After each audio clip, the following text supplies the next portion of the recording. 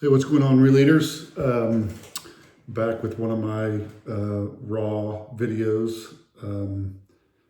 These are super uncomfortable for me. I got no script. I'm used to planning. I got notes, and I'm trying to get into the rhythm of just turning on the camera and start talking. So this episode, I want to talk about discomfort. I want to talk about ReLeading firsthand. So I won't go into the details of it because if you want to know more about it, you can listen to a sermon I preached. I preached a sermon this past weekend. What was the date of that? What's the date today? Today's the 12th. So today's the 12th of September when I'm recording this. So whatever this past weekend was, I preached a sermon called "What is Church?" And I've been stirring in my heart in what I now know is the Lord challenging me to ReLead again, right? To ReLead myself and to even ReLead some of what we're doing in church. And I won't go into the details of all that for this episode. If you want to know what that is, go back and listen to my message. It's really just the heart of it is, what are we doing? What is church? And have we gotten too good at doing church? And kind of this idea that we've gotten so good at church, we, myself included, that we could actually plan a really good worship service or worship experience or worship gathering without God being involved at all because we're good at it. And so we're going back to the roots of what is church and what are we doing. So anyways, you could hear a whole sermon on that. I talked about it for 40 minutes. That's not the point of this podcast.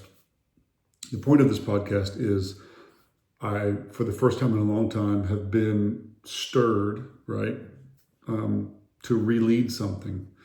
And so I thought about doing this episode about, man, what does it feel like when something in you starts stirring? Because there are ReLeader situations where you are called to go and ReLead an organization, right, on the heels of a predecessor or a department or something of that nature. But this particular thing is, what do you do when you've been leading something for a period of time, and then all of a sudden you start getting a sensing that something needs to change? And how do you ReLead what you've been leading? And that's what I want to talk about today. So again, this is super raw. I don't have any notes. I'm just spitballing it here. And because I'm in the middle of this and I'm trying to process what that felt like as it was coming to me, what it feels like right now as I've pulled the trigger to ReLead some things, and what I think is going to be required of me from here on out. Okay, so again, forgive me. I'm going off the cuff here. And in the comments, I'd love to hear your thoughts. So if you're processing something about changing something in your organization, right? Okay, so the first thing that I think happens, because it happened in me, is you start feeling a stirring. I would call it a stirring. And what it feels like is terrible. It actually feels like dissatisfaction. It actually feels like frustration. Not anger, but just what in the heck are we doing? Is this even what I want to do? Is this even who I am? It kind of feels like this dissatisfaction in you. And I'm afraid that many leaders end up quitting something that they were never really designed to quit. They were actually designed to reshape something or to ReLead an organization or a department or a thought or a system into another way of doing it. But we end up quitting because we feel dissatisfied. And we don't feel like we can change it. And I think we're tempted to quit. But many times for us, we should pay attention. Okay, is this the Lord challenging me to change something, to change the way we do things, to change the way I think, to change the way we process? So what this felt like for me, once you kind of catch on that this might be something you're supposed to do, to ReLead something and to change something, what you'll instantly be followed by is fear. It's the fear of what if. If I change it, if I disrupt it, why would I disrupt it? It's working. And that's the other challenging part, right? So this disruptive thing that I'm doing in our church, it's not as if I needed to do it. Things are great. Like, our church is in a great spot. We have a new Grapevine campus that's growing. All of our campuses are healthy and doing well, numbers-wise, finance-wise, spiritual-wise. But yet something inside me is calling me and longing and urging me to be a disruptor, to change something. but you're overwhelmed with the fear of what if. What if I do this, and what if it goes drastically wrong? And I think a lot of people felt this way. You know, Joshua had to lead differently. Joshua had to take the people from the wilderness into the promised land and go from a people of journeying to a people of fighting. And the thing Moses told him over and over again was, do not fear, do not be discouraged, for the Lord is with you. Because he knew he would fear, he knew he would be discouraged, and he knew he would feel isolated. So he told him, don't be afraid, don't be discouraged, because I'm with you. Think about Peter. Peter had this perspective that it was that this message, this new message of the gospel, was only for the Jews. And then he has this dream, right? This stirring, this disruptive dream that he has of this sheet descending from heaven. And he comes to this realization that the gospel, the good news of Jesus, is not just for the Jew, it's for the Gentile. And this wrecked him. This was very disruptive to him. And he had to change the course of not just himself, but he had to re-lead an entire group of people to realize that this is not just for the Jew, but it's for the Gentile too. Sorry, I think my computer just dinged. That's how raw this is. Let me silence that. Hang on one sec. You think about Moses. Moses had led a certain way his entire journey in Egypt out into the wilderness, and all of a sudden his father-in-law comes along, Jethro, and says, hey, the way you've been doing this isn't working. You better lead differently. And so how disruptive that must have been. So there's always, I say all that to say this, you're going to feel disturbed. Something in you is going to be like, something's not right. Something something needs to change. And it's probably the Lord. It's probably the Holy Spirit. And you're going to be overwhelmed with fear. Okay, so then the stage after that is the stage I'm currently in. I'm in this stage right now. So I got up, I cast the vision to the whole church, and the church was so excited. Like, people are thrilled. People are leaving the building going, John, I can't wait to be back next week to see what we're going to do next week. Because I kind of said, man, I don't know what we're going to do every week. We may not have the typical sermon. We may not have 4 songs in a sermon. Every week's going to look different, and everyone's so fired up with that. But then they're coming to me saying, I'm so excited. And I'm like, shoot, now I feel even more pressure. I don't know what I'm doing. And this week in All Staff, I'm just praying during worship. And I literally said, Lord, I'm lost. I'm completely lost. And I think that's phase 2. Once you make the decision to re-lead something, you're going to be instantly overwhelmed with this feeling, this sensing of, oh my gosh, I don't know what I'm doing. And what I keep sensing the Lord saying to me whenever I tell him I'm lost, what I keep sensing the Lord say to me is, that's right where I want you. It's almost like the Lord's saying, get lost.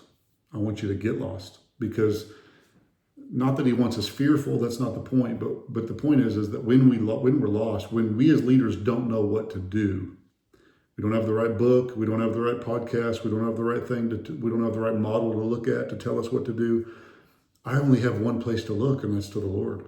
And so when we're lost, you need a compass. And I'm in the place right now where I feel lost, and it's super uncomfortable, and it's very disruptive, and it's very disturbing. And one thing that I would encourage you to do is to be very vulnerable in this process. Leaders are supposed to know what to do, right? We charge the hill and we tell everyone what to do, and here's the vision, and here's the direction we're going. In this season right now, I don't know where to tell people to go. I don't know what to tell people to do.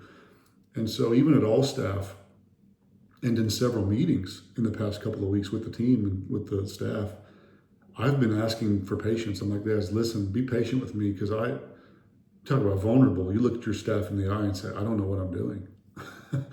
And what I've found is that actually rallies them around to me more.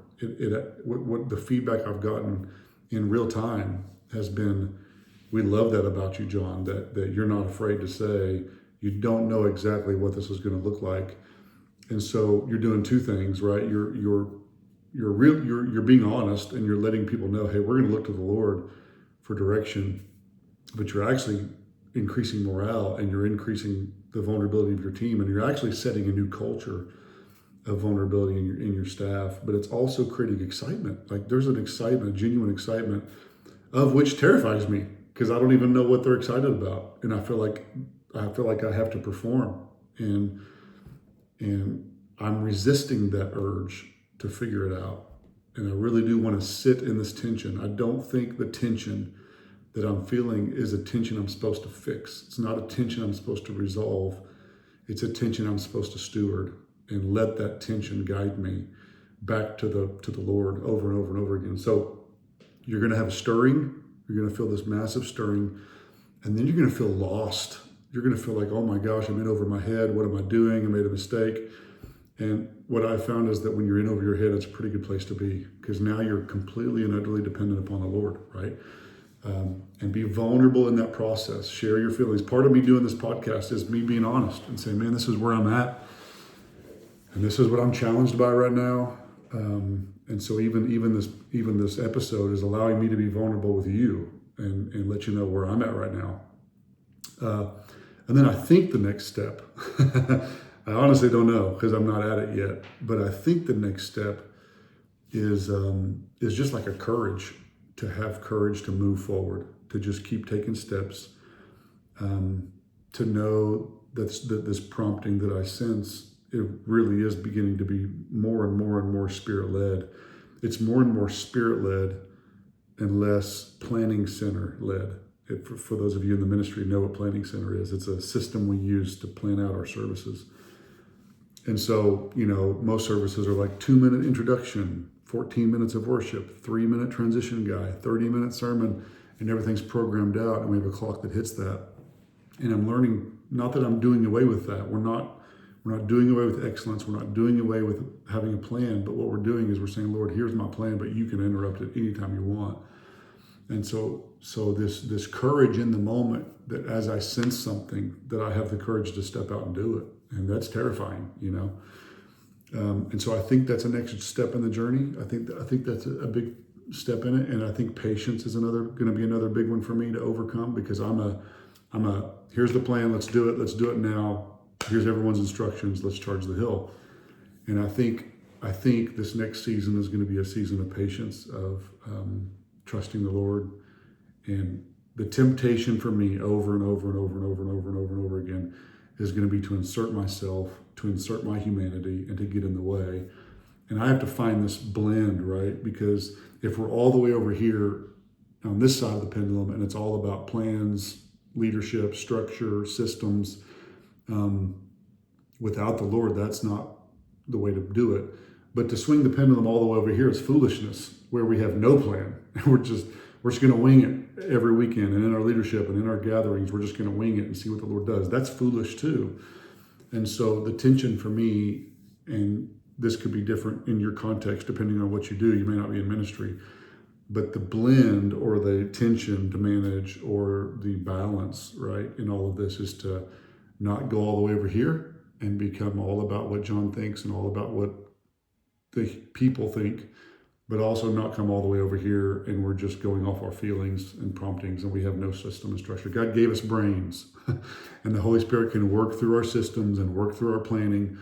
And so how do we find that blend, and how do we find that mix? So I hope this was helpful. Maybe it wasn't. If it wasn't, you're not listening anymore anyways. But this is something that I'm living in real time, something that I'm processing in the moment. And so I thought I'd just send it out and let you know. If you're sensing a stirring or a dissatisfaction, that's probably the Lord challenging you to ReLead something in your organization or your department or a system, or maybe it's a mindset or a habit, right? It could be 100 different things. So it comes as a stirring. And then once you activate it, you feel like you made a mistake. You feel like, oh my gosh, what did we do? I feel a little bit lost. And then I believe I'm going to have to step into more and more courage and trusting in the Lord through patience. So anyways, love y'all. Get in the comments. Tell me what you think about this. And if you have any thoughts. Love y'all. Have a good day.